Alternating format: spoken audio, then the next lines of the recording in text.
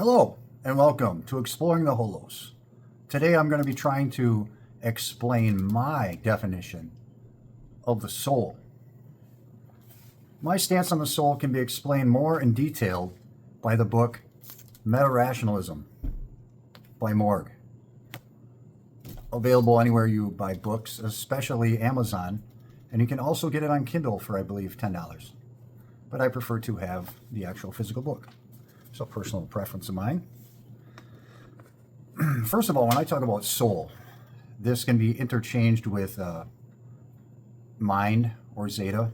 I'll be referencing mind and zeta when I'm talking about the soul.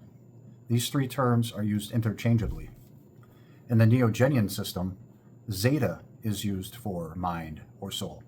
It's a container of all values, a self-grounding, eternal container of values with eternal limitless energy.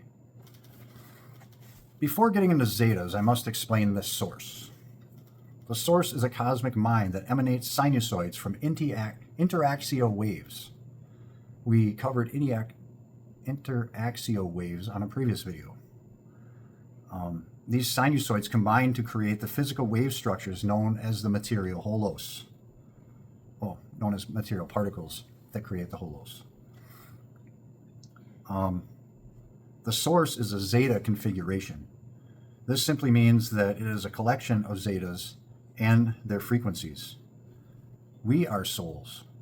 We are minds. We are zetas. Together, we are the source, eternally.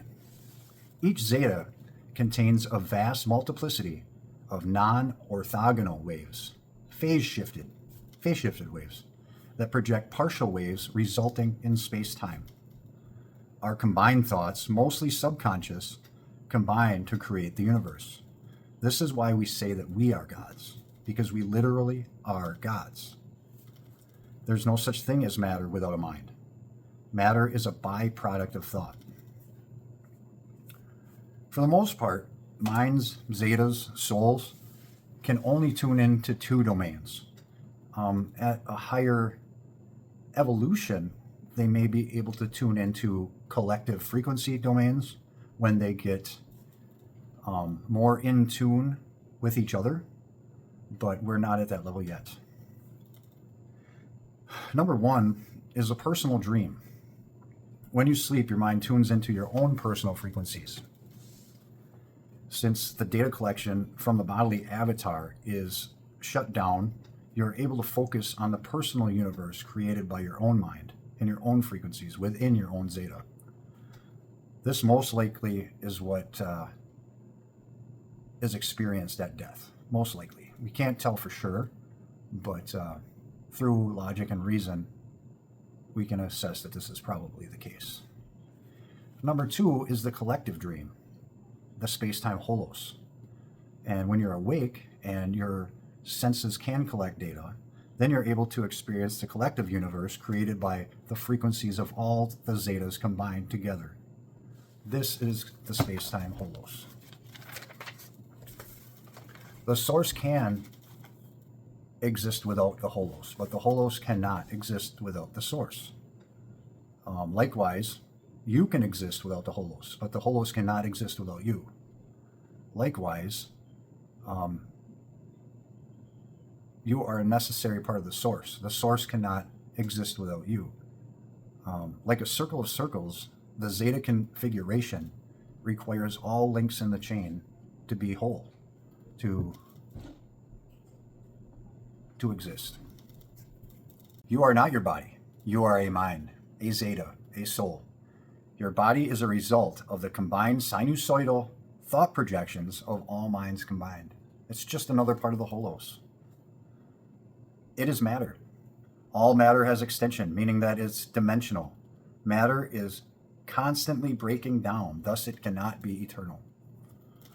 Your soul, zeta, or mind, on the other hand, is not extended. It is dimensionless. It's a zero-dimensional container of eternal energy, a subjectivity. Your soul requires nothing from the outside to exist. Therefore, it must exist. It's eternal and uncreated.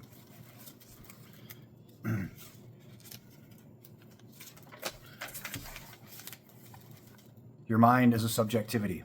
It's a center of experience. This is your conscious mind. Without an experiencer, the experience does not exist. No two minds experience the same. Experience is a perception of data and is unique to each subjective mind. Your experience of red is not the same as someone else's experience of red. It's a perception of data.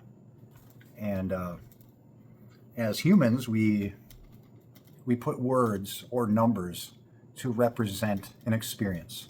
That way we can describe our experience to other humans. But that does not mean that we experience it exactly the same. Does that make any sense? The bodily senses give data to the mind, and the mind decodes it. At death, when your earthly avatar is no longer available, no longer able to sustain itself and do its job, your zeda loses its link to the collective dream space where most of its learning and evolving is done. So the holos is just a dream space created by all of us so that we can evolve and learn and grow. This whole holos is just for growing and experiencing. It's like a school. It's kind of like a school for minds to learn and grow and get better, to become superhumans or super minds. Your soul doesn't physically leave the body because it has never been in the body. This is a very common misconception that humans have. They either believe, like atheists, that they are just their material body, and when they die, they cease to exist, or they believe, like the religious, that there's some kind of like a ghost or something in here or in here that, like, when they die, it just like floats out and goes to heaven or to hell or some imaginary place. There is no other place. This is the place. When this is gone, your subjectivity is linked to a different one, because there's only two domains that we can access at this time: sleep, dreaming, and waking. If you're not waking, you must be dreaming. That's it. And the only other option is to be waking again, and the only way to do that is to connect to another avatar. Your soul, your mind, your zeta, is eternally located in the source. It is dimensionless, so it has no motion. I kind of put an asterisk there. It has dimensionless, one-dimensional floating point, but it does not move. If it had motion, so to speak, through space, then it would be dimensional. So it cannot have motion. So there, it is located in the source at the singularity. So it does not move. The mind is always located there in the source. So it's a zero-dimensional point located in the mind of the universe. And rather than being like a ghost in the movies, it is located outside of space-time, and it links to the body. Everyone that you love that has passed away has truly been with you the whole time. But because you perceive everything through your bodily senses, it doesn't seem to be the case. You're actually in the same place.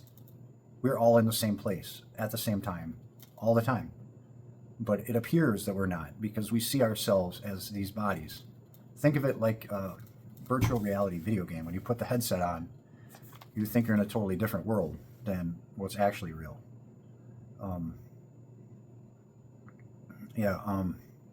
But your body is in control of your reality while you're awake, because you perceive everything through its senses. Because your mind is tuned into sensory data, you get fooled into believing that you are your body, and this is absolutely false. Without a link to the collective dream or the holos, you are stuck in a personal dream until you link to another viable avatar. And this is what we call relocalization. I want to make this clear. Your mind is located in the source domain, and you tune into the holos. There is no heaven or hell. There is no better place. This is the place. This is the place that we have to be responsible for. It's our duty to take care of this place because it's our only place. And it's also, as other humans are part of this place, it's our responsibility to take care of them also, and animals. All the other beings are part of this holos, which is our responsibility to take care of. We need to focus on this place. You are a living mathematical mind, and your subjective experience is what it's like to be a mathematical being, experiencing a mathematical world. Without subjectivity and will, there would be no qualitative resonance and no significant changes would take place. You are a mind, a subjective center of experience, and your sinusoidal waves are your personal qualia. Each sinusoid associated with you is a part of you. It's your thoughts. It's infinitely more than your bodily avatar. It is what you are. And that's all I got to say about the soul, and kind of wanted to explain my thoughts on that for a while. Because that's not how I believed forever. And then a few years ago, I got really confused about it until I found meta-rationalism.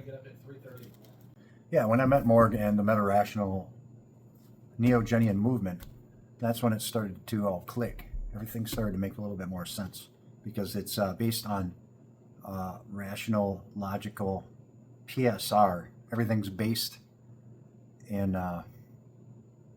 logic. So everything's grounded. Everything has a reasonable answer. So there's no more lies. So thank you for watching. Make sure you like, subscribe, and share. And next time I make a video, I will try to not be so tired. Pretty soon we'll be cutting back on the work as it's getting into the fall, so these videos may be a little bit easier. I may have another Boulder Lake campground video coming up soon. Usually the first weekend in October we do that, and that is my start of shadow season. The official start of shadow season would be Halloween, but I always like to start it a little early because of my creeping shadow, which needs to be integrated. And I don't know if maybe before that or during that one or maybe the one after that, I'll talk a little bit about shadow season and shadow integration, but I believe that's covered in Cosmogenesis, which I will begin starting to read myself tomorrow, since I just finally finished this book yesterday, which is kind of a monster for me. I'm not usually reading books that big, but a lot of good information in meta-rationalism, so thank you, and ad astra, my friends.